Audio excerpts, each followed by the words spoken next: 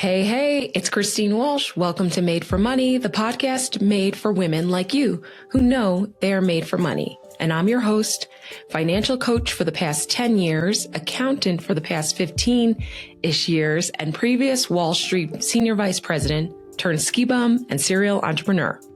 I've seen a lot and I've heard a lot when it comes to money and women. This is season 2 of Made for Money.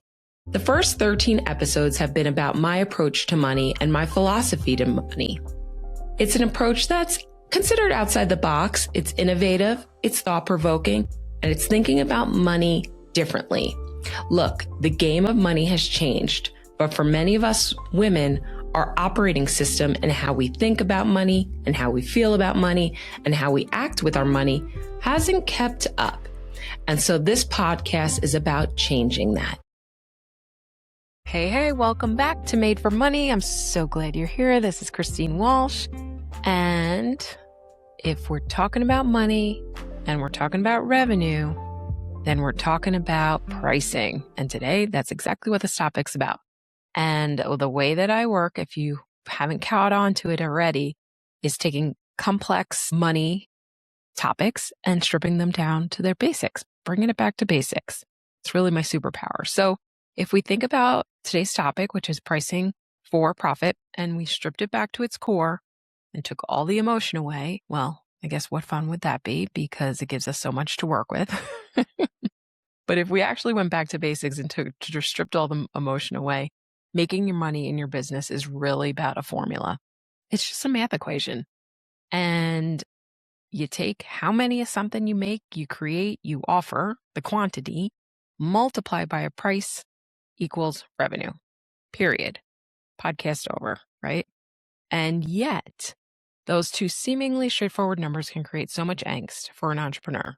Creating the service, creating the product, creating the offering, for me and for many, that's almost the easiest part on a lot of levels.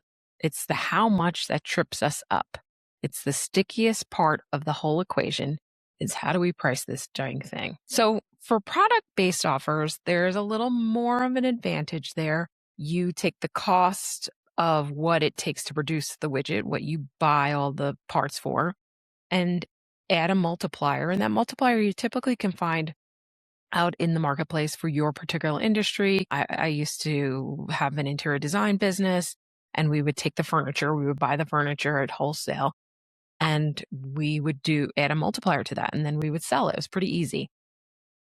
Also know that there can be complexities to that, so I don't want to just be flippant about what goes into it, but the core essence of it.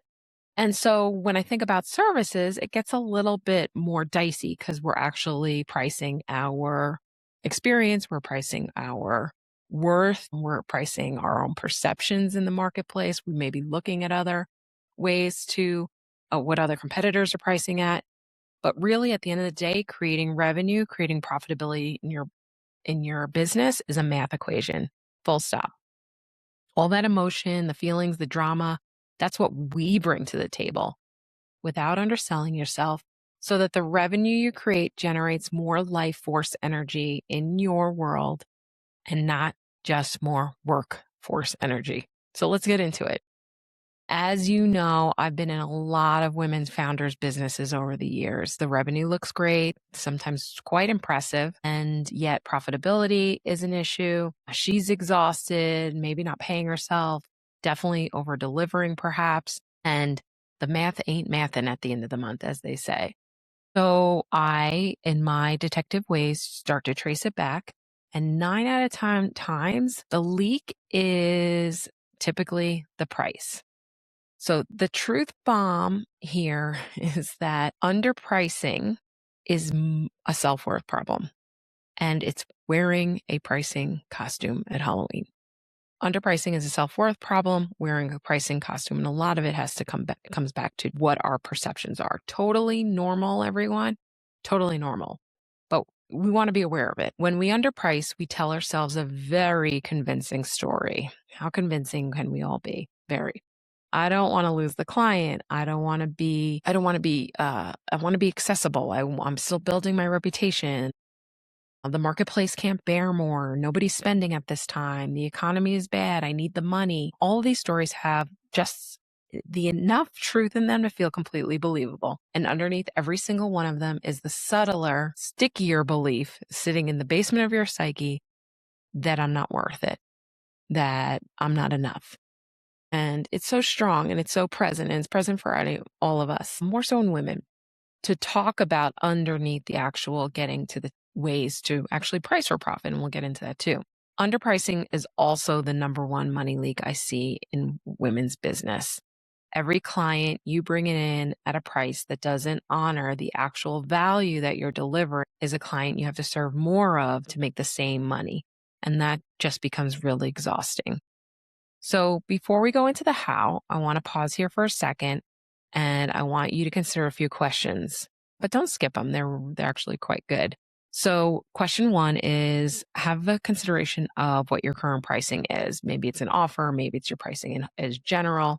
Does it reflect what you really want it to be priced at? Or does it reflect what you think people will say yes to? First thought, best thought, and just notice. Question two. So think back to the last time you quoted a price to a potential client or a customer and verbally, or it could be on a proposal and written down too when you sent it. Did you notice anything in your body happen? Did you pull away? Did you lean forward? Like, what was the thing that happened for you when you talked about that price? When whether it was in a proposal, whether it was in an actual sales conversation, what actually did you notice anything in your body? Maybe it was neutral.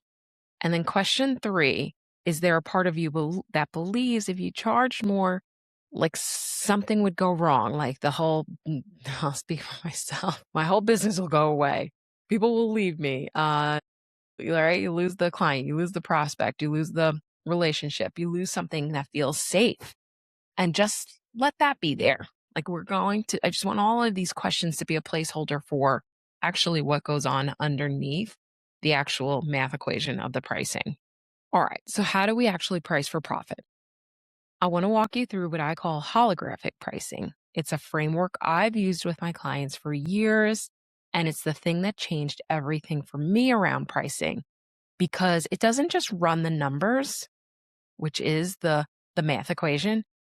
It incorporates the whole picture. And we need all three things of this holographic pricing model, which is logic, right? Almost like logic, the head, the emotion, the heart, the feel, and then their intuition, which is our gut. It's like, yes, hell no. We need all three. And so I want you to think of a triangle with these 3 points on it. And each point is a lens you look through when you're pricing your services. Most of us, whether we've been taught it or we do it this way because this is how our brain works, probably go to one. And for me, it was logic. And I think it's a good place to start. It makes sense. And we want to look at the other three. So let's look at all three of them together in this scenario. Because when all three are pulled together, so much potency and power like charge power can come through, and you really can feel that congruency when you share your prices. So point one on the triangle, logic. This is the math, and we love the math around here because numbers are facts, right? No story attached to the numbers, just the numbers, ma'am, just the facts, ma'am. And so we want to take what your actual monthly revenue requirement is. Like, what do you need to make each month? And in that consideration is your operating expenses, typical operating expenses for the month. Add in what you need to take home, and then put a profit multiplier on that. And I typically recommend anywhere from 10 to 20%. So if operating expenses are $5,000 and you need to take home $5,000 yourself, that's $10,000. Your profit percentage, we add another 10% on that. That's $1,000. That's the monthly, your monthly kind of what you need to cover. So there's $11,000. And then on top of that, you may be like, you know what, in the next few months, I need X amount of dollars to put into marketing. And you'll add that. And that adding all those up becomes your monthly revenue floor. And when you take that number and put that just aside for a sec, consider how many customers, products, and I mean products by offerings or services, can you actually deliver at your current capacity? So that may be with a team, that may be on your own. And in that, you get your minimum price per client. So a few more logic questions worth sitting here with. How many sessions or sales calls can you actually handle in a week? How many hours are you already spending on business tasks? And then I want you to consider this, if you maxed out your client roster at your current pricing, would you hit your financial goal? And that's that monthly goal. So that's logic. Second point on the triangle, emotion. This is where pricing becomes an energetic and value exchange. So key. And this is why when we don't pull in emotion, the idea of contained emotion, not all over the place, loose emotion, but a contained emotion.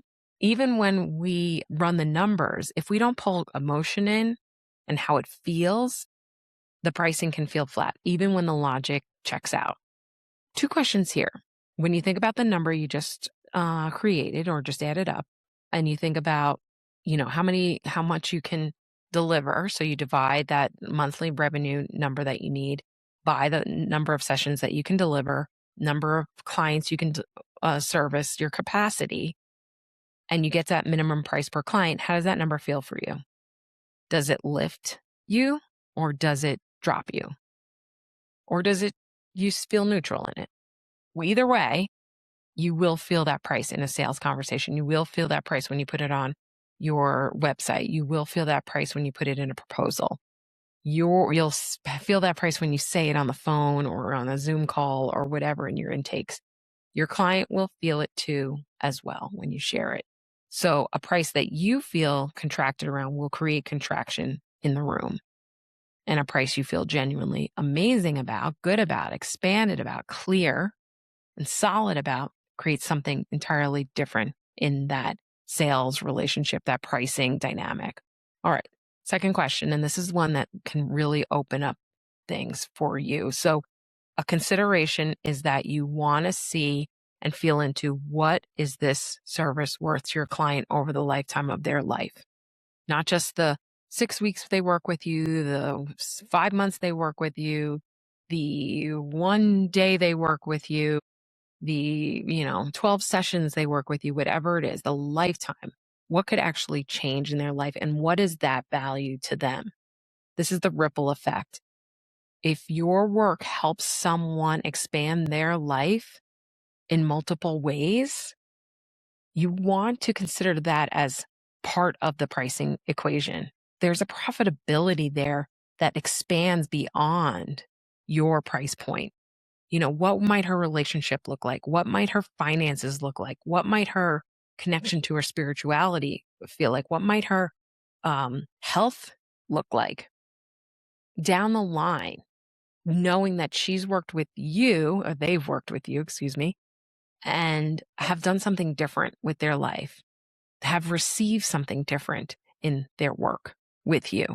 What could the output of the work they do with you expand their life?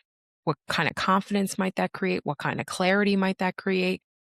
What might they build and receive in return because of working with you? Definitely there's I'll use the word multiplier for that ripple effect. And it's definitely something you want to consider in your pricing. Actually, I think sometimes it's one of the key things, especially in this emotion loop. And then another point worth naming here, and this folds into what I just shared, is this idea around outcomes. What outcomes do they receive from working with you? And when you anchor a price to the outcomes and get really clear on those, that value is most often beyond just running those numbers. So you can lead with the outcome, you can price with the outcome, include profitability. So we've done the logic, we stepped into emotion, and now we'll move into intuition. And this is one that really no one talks about in a pricing conversation for sure, and money for that matter. but it might be one of the most important ones because it's the one where you actually go out into the marketplace and say the number out loud. And I use the word say, but figuratively, you say it out loud, whether it's, again, in a proposal, in a intake call, in a sales conversation, out on stage. It's the one that you can feel most congruent with. And that's intuition. That's an intuitive feel. Like there's no rhyme or reason why that feeling happens. It's not out of belief. It's not out of number running. It's not performative. It's a known. It's an internal knowing. And when you know that number, you know it. So here's an exercise I use with my clients. So the number that you've come up with a price, like something you may want to price your offering at that you haven't, and you're considering what it could be, say that price out loud now, whatever it is. Just say out what you really want to price the service at. And then just notice, like, is it neutral? Could it be higher? Could it be lower? So this is the next piece of this. At that level, add, a certain amount above that number and keep adding.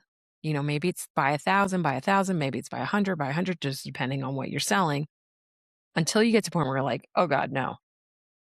But if you're like, yeah, I could say that, or yeah, I know that number. Like, notice. What I've noticed with this exercise is that oftentimes women they're like, no, I need to price more. I mean, it's ridiculous what I'm pricing this at. And they'll go up and they'll be like, oh yeah, no, I can do it. And then they get to a number and they're like, yeah, hell no, I can't. And then I'll stretch them for a really big number and they're like, yeah. And there's no amount of why logically or feeling. It's just like a deep knowing. And I think it's a really cool thing. So you can go up or down from your pricing and play out, just the deep knowing. It's practice because we haven't been taught how to use our intuition around money. And this is a great place to practice with it. So it's using intuition, just this last point on here, is about building the capacity to say your price in an embodied way. And once you do it, you'll just know. I mean, it's like anything else. Like, you just know you got this. You got the price. You can hold it. So bringing all those three together, you run the numbers, you land on a price, then you check the emotion and you check the intuition. Because if you don't, they're going to creep in the back door unconsciously and start to sabotage the whole thing. And the reason why we underprice is to feel safer. And I totally get that because I've done it before. And we'll discount before anyone even asks. We'll body apologize. We'll over-explain. And we just really want to be in a place of congruency with our numbers. You need to be aligned with it. And that's what those three, the holographic pricing approach, shows you. It's not only, this is about pricing for profit externally and adding that in, but it's also about creating an internal profitability, an internal resourcefulness in your own being. And all of this is yours to start using today. Super easy. So here's where we can go a little bit deeper. The strategy matters, of course, and it's never the whole story on this podcast, as you know by now. We talked in episode 9 about financial identity, and that's the version of you who holds the money you say you want, like it was made for her, like the most perfectly fitting coat you've ever put on. And I want to bring her back in here for a sec. Your pricing is a reflection of your financial identity and where you consciously are in this moment. And how you price yourself tells the market what this service is worth and its potential impact in someone else's life.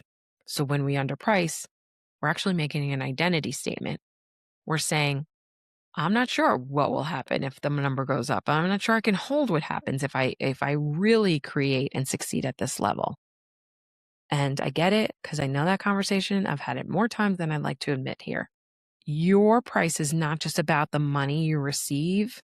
It's about what you model. And every time you raise your price and own it, or maybe not even raise your price, but like assess it, and you can own it and back it up in all the ways, logically, emotionally, and intuitively, you don't apologize for it, Then you model for your clients what it looks like to know the potential of this service and your customers' value and potential in their life.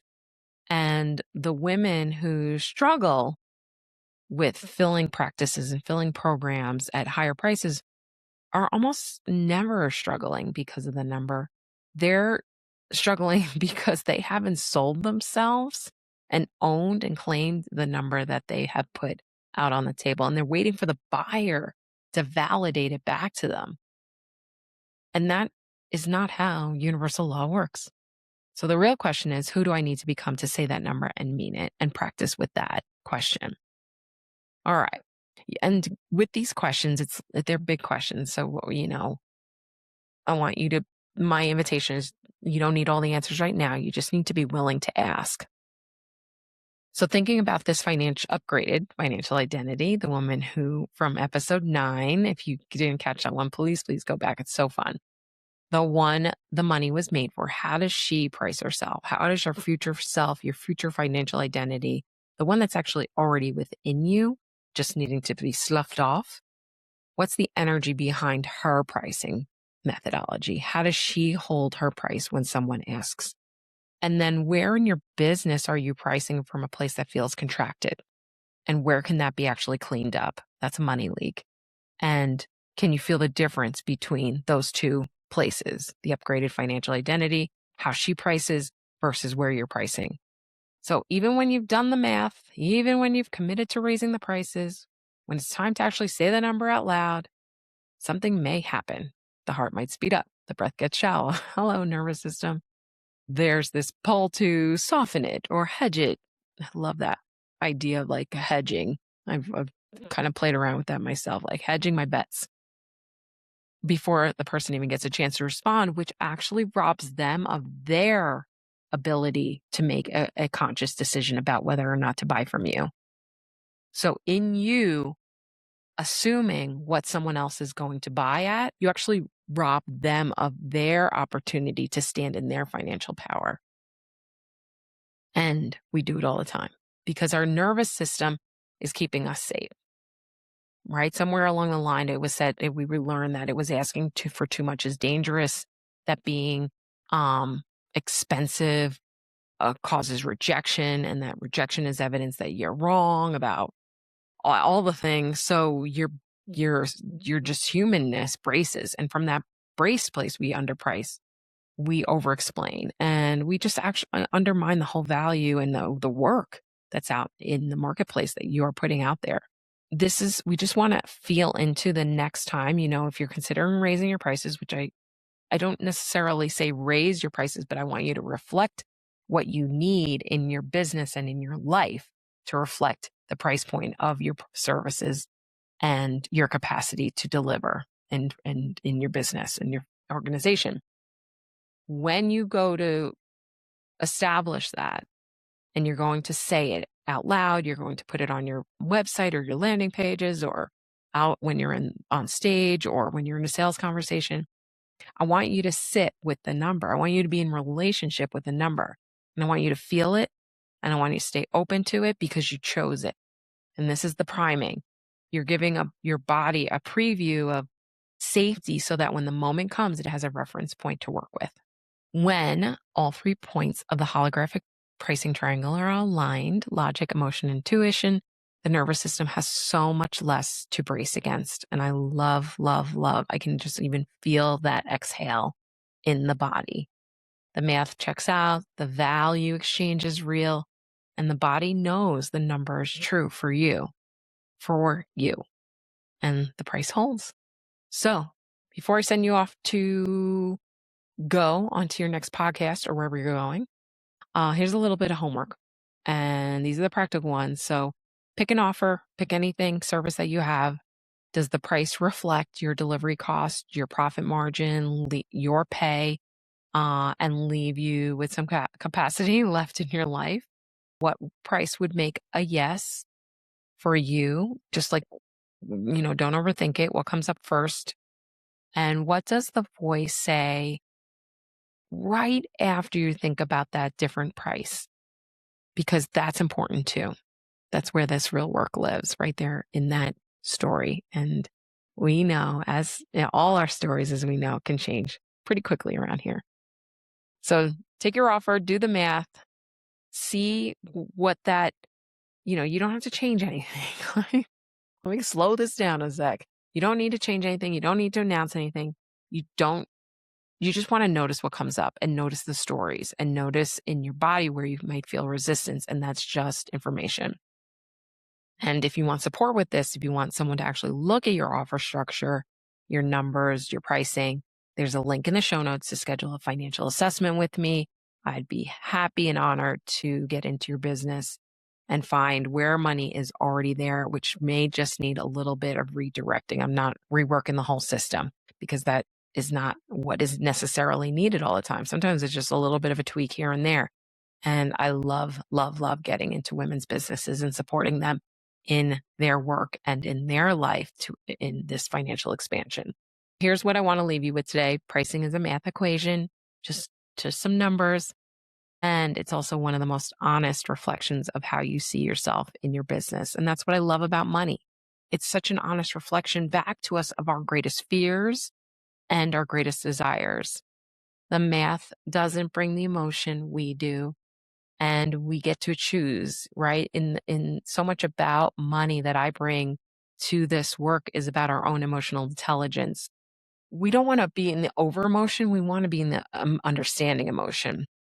And when we get to choose consciously, deliberately, and slightly rebelliously, we bring something totally different to the equation. You can do the math. You can build in the profitability from the start. You get to hold a number, a price point without apologizing for it. You get to become the woman who says her price and means it. Your pricing supports your life. The thing is, you started a business to support your life. So I want you to be in this space of designing your pricing to be the most valuable part of your work. So go do the math and then go do the hard thing and own what you find through the practices I shared here. I'll see you next week. And until then, remember, these roles were never made for you anyway. And you were always made for money. All right, bye for now.